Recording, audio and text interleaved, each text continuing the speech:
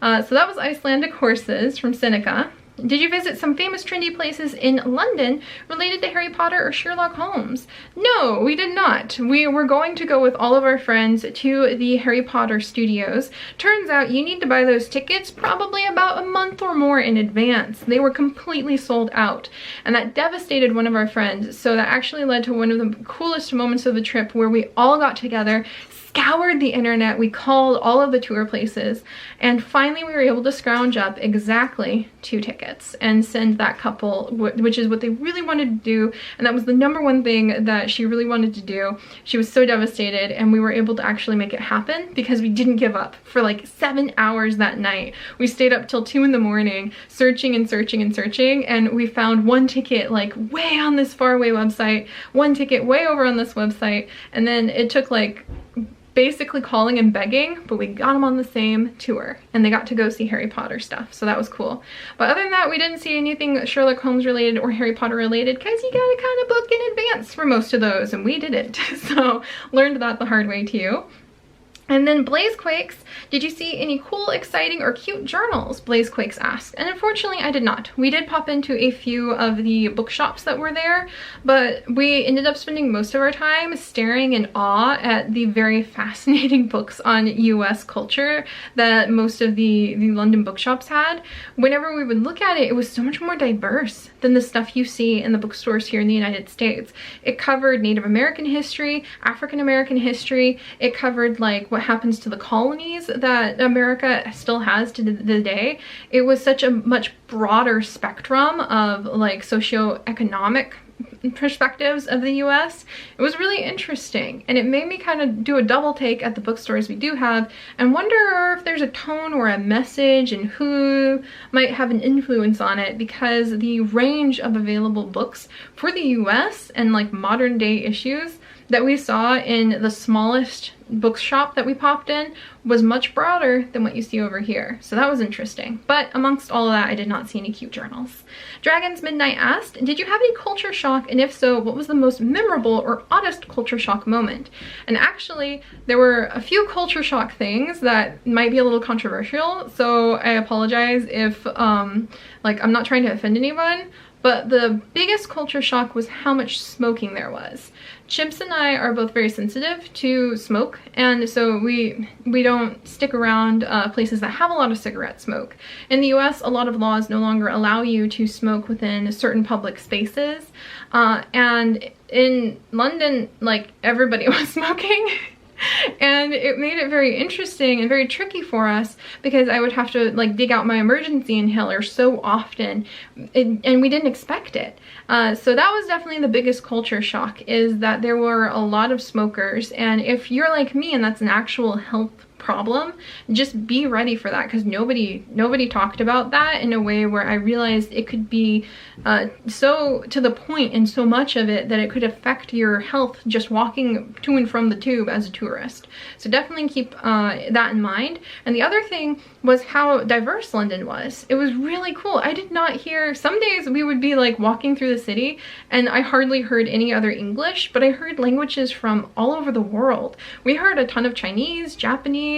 The people in our group all spoke a combination of a lot of different languages, so it was really funny to hear someone giggle and be like, oh, there's French, there's Italian, just walking to go eat our lunch. So that was an unexpected culture shock too.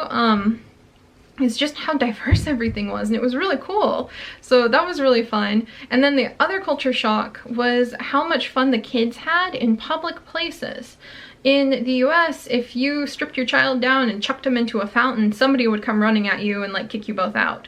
But when we were walking through Hyde Park, there were naked kids just flouncing and playing about in fountains, and it was no problem. And I thought that was kind of really cool. And when we went to even places like was it the gallery? It was the Victoria and Albert Museum. They have a fountain in the center of the courtyard, a big kind of low-lying pond.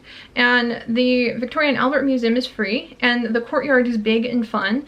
And the children were just stripped down and playing in the water on what to them was a pretty hot autumn day, or like August day.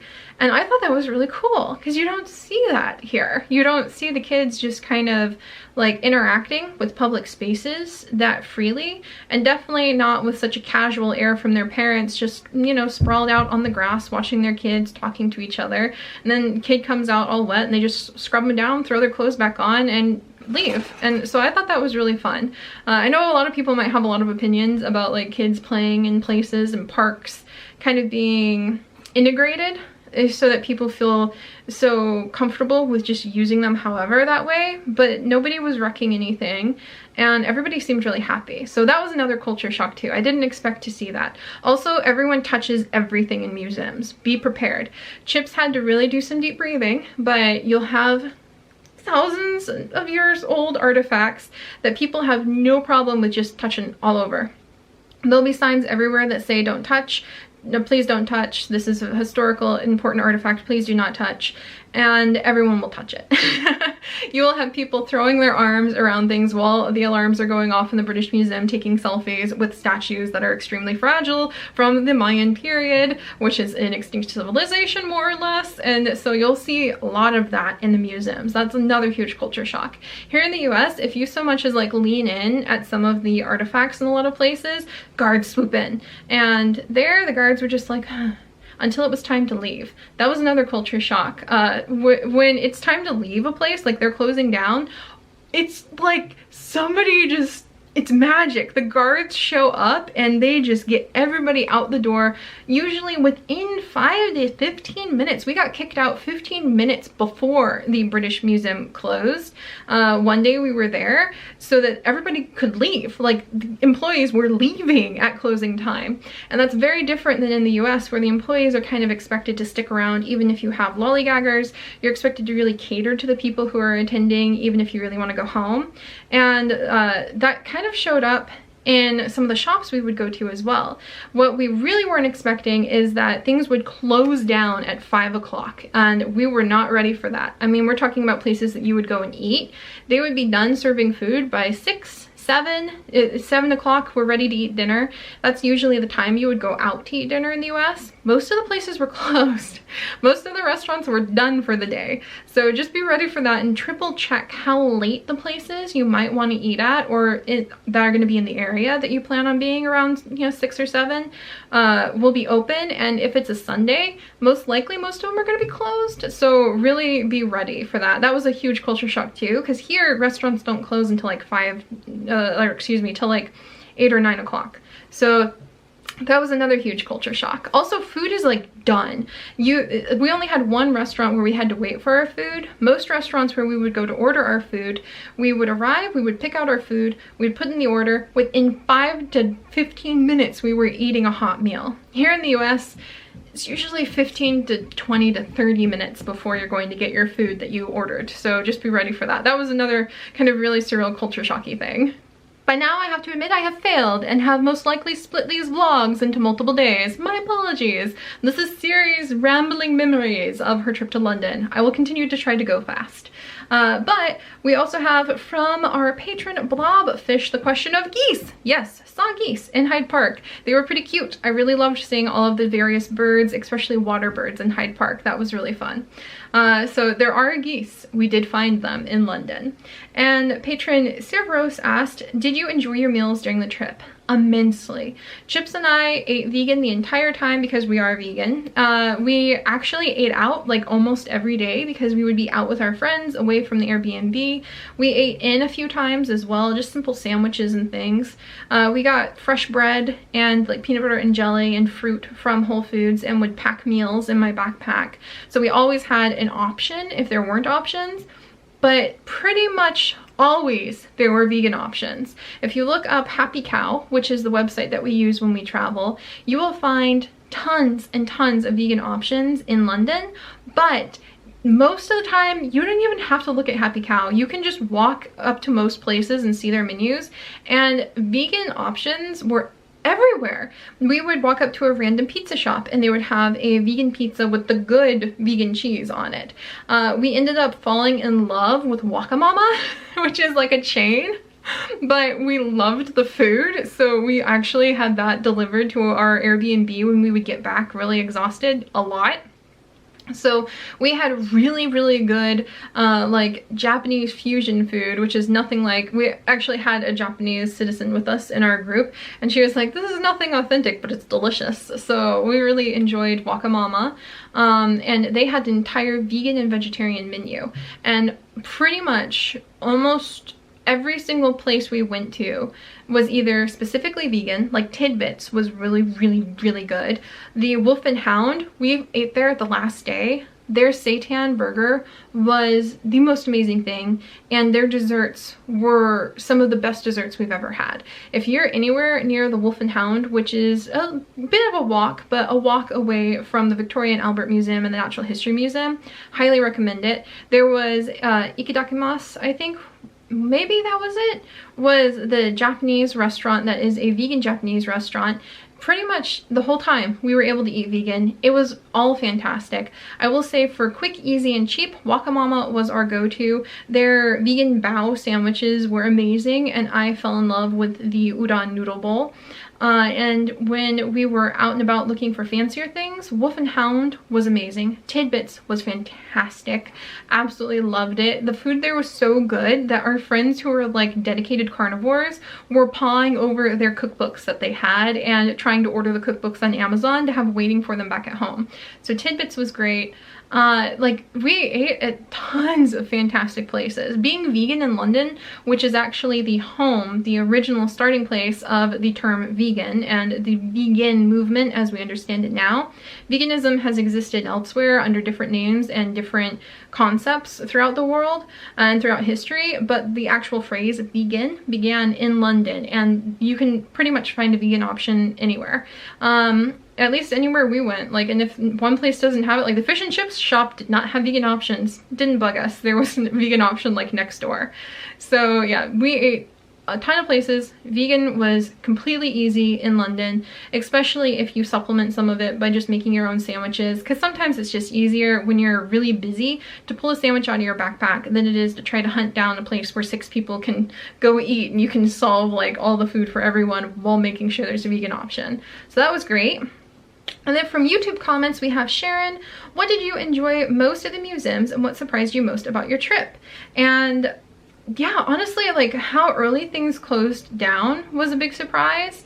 And also how cheap things were compared, like the souvenirs to the food, everything except for basically the Airbnb cost. Like that was really cheap compared to what I'm used to in the US, which, you know, mileage will vary depending on where you're from in the United States, but for the most part, the trip was really cheap. Even the tours we took were cheaper than the tours we normally will go on when we travel in the US. So that was fun. Oh, and we went to Stonehenge and Bath, and Bath surprised me. I didn't know what to expect in Bath. Visiting a place that was described as like ancient Roman Bath ruins sounded really cool, and the reality of it was much, much, much cooler than I expected.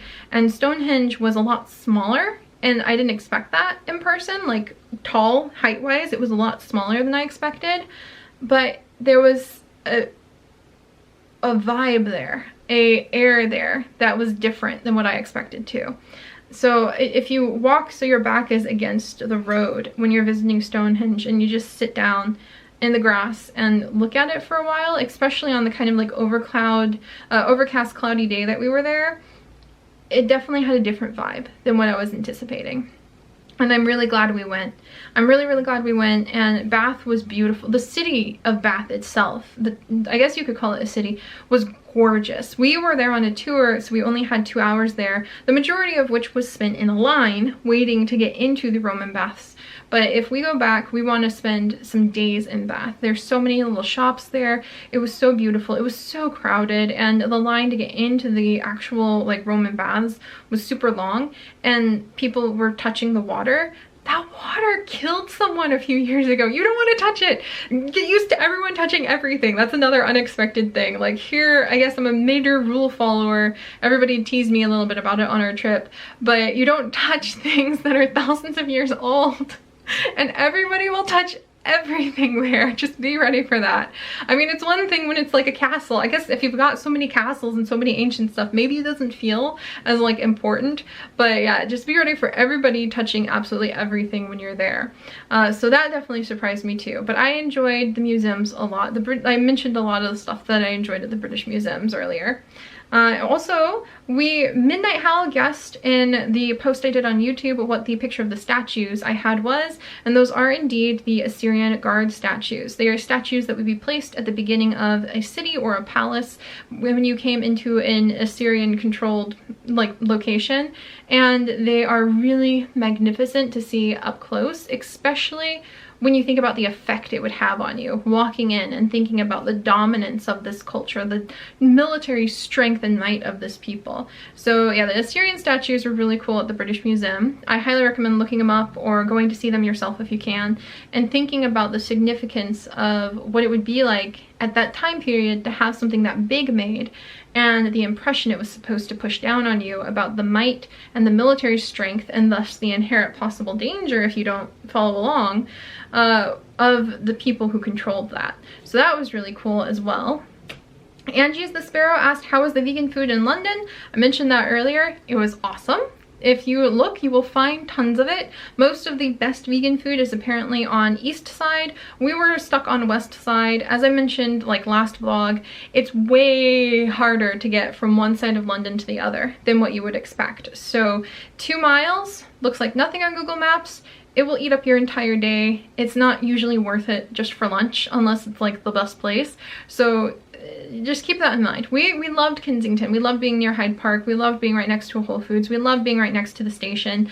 But just be aware that if you have all these places like I did that you wanted to go eat at while you visit, it may be a lot harder than you expect to get there. And then Everything Equestrian asked, was London still a place of royalty rather than skyscrapers? Did you get to go to the countryside, and did you see any horses? I actually did not see the countryside very much, because when we were on our drive to Stonehenge and to Bath, I fell asleep.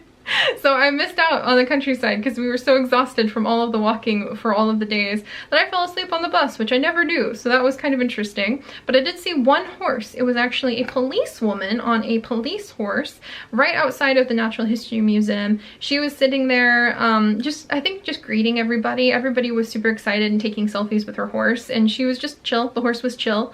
There was a crowd, so we couldn't get very close, but I did see one real horse while I was in London. Fun fact, I didn't see a single cat. Not one cat. Tons of dogs. Not a single cat. We went the entire trip in London without laying eyes on one cat, which was very surreal, because we saw lots of cats when we went to Taiwan. And then, let's see. Was it still a place of royalty rather than skyscrapers? I think it's a place of both, and I think that's part of the appeal of London for a lot of people now. There were like amazing skyscrapers being built that our friends really loved seeing, and there were still historical castles. There were still places like St. Paul's Cathedral where I got these postcards and where I got like little mementos. Westminster Abbey we went to. I managed to get another one of those beautiful fake ivory pieces from St. Paul's Cathedral in the shape of a fish to remember it. And those places are still there too. Very old, not really tied, well, in a lot of ways to royalty, especially Westminster Abbey. But it's kind of a fusion of the two. And Chips and I more lean to the historical side of things, but being there with our friends who are into much more modern architecture side of things, I could see it through a new lens, and I really appreciated what I saw. So it's kind of both. And for royalty, other than the souvenirs, I wouldn't say a lot of the royalty concept is in your face, but there's a lot of history where the history and the royalty are the same united thing, and that's scattered everywhere in the names of the city, the layout of the city, the architecture, the ancient like buildings that they have there, the way that the like parliament was laid out. There's a lot of places where even if it's not quite in your face, unless you're counting the really cute corgi swag that I have, which is sad because the Queen doesn't even have corgis anymore, but I had to get it. There's a lot of places where even if it's not in your face, the unity of the royal history and of London is still there. but right beside it are all of these modern advances. We would walk across the modern bridge that we walked across, and on the other side we were shocked to find there was the Globe Theatre where Shakespeare like once played. And you turn and you can see the London Bridge and skyscrapers beyond, and then you turn and you can see St. Paul's Cathedral. So it's a place of really history and the future sort of united, and it can be a little jarring to see at first, but now I look back and I think it's actually really amazing. I actually talked the camera to death, so right on the final question too. But the last question is from Danny, and she says that she would actually like to go to London for her 30th birthday as well. Do I have any tips or advice? And I think I covered a lot of things that could kind of clue you in on some tips of what to be prepared for. Like I said, at least when we went, there was a lot more smoking than I anticipated. So if you are sensitive like I am to the quality of the air, just be ready for that. Don't worry too much about having to carry a lot of cash with you. Nowhere we went needed cash except for like one ice cream truck that was in Hyde Park, and that was okay. And otherwise, definitely be willing to travel lightly. So when we were there, I was really nervous. In the US, if you go into stores with a backpack, people really don't like it. They'll follow you around, they might like call security, they'll be really worried that you're gonna steal something. Everybody had backpacks and strollers and rolly carts to make things easier to carry in London. So don't be worried about it. Don't feel like you can't carry like your lunch. We often would pack our lunches, extra water bottles, some of the booklets that would explain some of the places we were going to go to, all in my backpack along with my camera gear, and we could go anywhere with it. And when we needed to have a break from carrying the weight around, pretty much every museum we went into had a bag check, and it was fairly reasonable. So look ahead of time if you know that you're going to be carrying a lot of stuff, because again, because we're vegan, or even for our friends, by the end of the trip they were starting to pack stuff to take with them too. It's just easier to pull out a banana and eat it than it is to try to find somewhere, wait in line and get food if you're really on the move, and especially if you're on a tour. Chips and I completely lucked out because we packed for our Stonehenge, Bath, and Windsor tour. We went to all three of those places in one day, which was 11 hours on that tour bus, and it was so busy there was almost no time to eat. We packed sandwiches, a lot of them, protein bars, fruit, extra water. We were fantastic. We could sit there on the bus. We sat there at Stonehenge and had a little picnic, and we came out at the end of the day feeling awesome, whereas our friends were really run down. They had not had time to get any food, or else they would miss the bus and get left behind. So really kind of carry your food, kind of those practical things for any big trip. But especially there's a lot of pressure if you're going to do a big trip when you go internationally. And this is my second international trip, and one of my very few big trips where there's a lot of pressure to really enjoy it. When I went to Hawaii, I feel like I came away with a lot more negative memories because my expectations were 100% all the time. This time around, I'm a more seasoned traveler, and now I realize if you go in expecting to maybe really love and enjoy 60 to 70% of the trip, and then to have 20 to 30% of the trip that might have hiccups, like the pipes exploding in your Airbnb, or boring times while you're sitting on the tube waiting to get from place to place, or nights where you eat someplace you really maybe meh, like was meh, like it was a miss. Or if you go places like when we went to the London Eye and the aquarium, and it was so busy and crowded and just really chaotic that we all had migraines by the time we got out. Those were all misses, but because and the fact Big Ben is currently covered up in a big tarp, by the way. You can't see Big Ben. He's covered up. You cannot see him at all, so that was a little bit stunning too. Those were all what you could call like misses, and some of them were really negative events, like what happened to our Airbnb.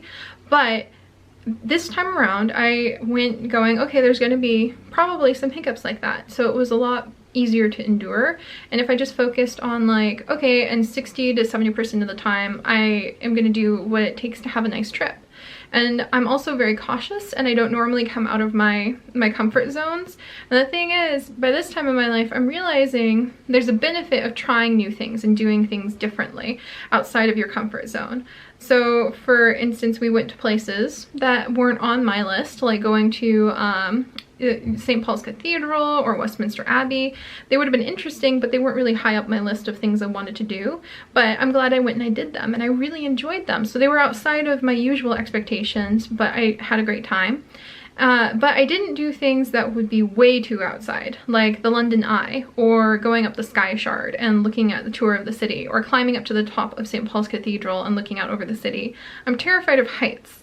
And there's a difference between trying to try new things and make a special big trip special and pushing yourself too hard outside your comfort zone. So I thought at the time, oh, I'm gonna regret not doing the London Eye. I'm gonna regret not being brave enough to go up the stairs. But I don't. My friends took great pictures up there. I didn't freak out because I'm so terrified of heights. I felt comfortable and happy doing something else while they were doing that. And it just all worked out. So just kind of that's my advice too. There's so much pressure when you do a big trip that you think it has to be 100% all the time, or you think you have to become a new person while you're out on the trip. It's great to try new things. I would encourage yourself for like every 2 or 3 things that you know you're going to enjoy, like going to Hyde Park or going to the Botanical Garden or going to the Natural History Museum. Try at least one thing that maybe is a little bit different than what you normally do, but you think you might still enjoy. And that would be my big advice, especially in a place as big as London with so much going on and so much to do. Definitely check TripAdvisor, look at people's most recent posts and pictures.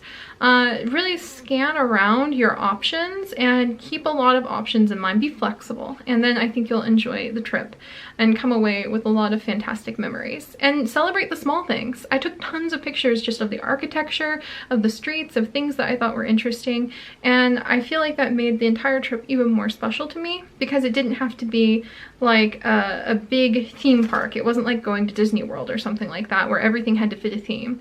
I was able just to enjoy the fact that there was an escalator inside of the Whole Foods that went downstairs, and that's where all the fruit and bulk stuff was. How trippy is that to have like a 4-story Whole Foods? Those kinds of small things actually made the trip even more fun when I really paid attention to them and appreciated them. So that would be my advice. So that wraps up everything. My voice is totally shot. I'm a little embarrassed because I rambled on so much longer than I meant to, but clearly the trip had a lot of great memories, and I'm really glad to get them out now so I can watch these videos back like a year, 2 years, 10, 20, 40 years from now and remember things that otherwise I would have forgotten. There's a lot of little stories, so I think I might do little mini snippets with some of the pictures and a tiny bit of the video. There's very little video that I got of the trip over in the future. But that's largely because it's for my own benefit. So just thanks guys if you have made it this far and you have watched things. I'm really glad to have shared some of my memories with you.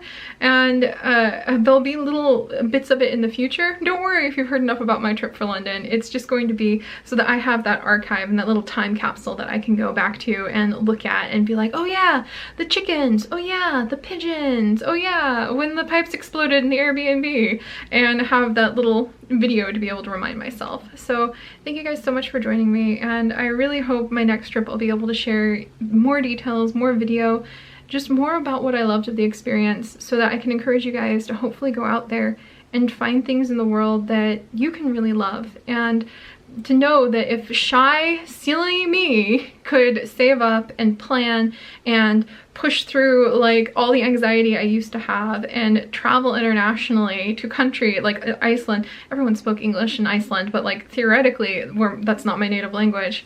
If I managed to do all of that, then I think a lot of you are capable of a lot more than you think you can do. So I hope that encourages you to go out and gather up your own hodgepodge of fun memories wherever you feel like the adventure will take you. So I'll talk to you guys next time. Bye guys.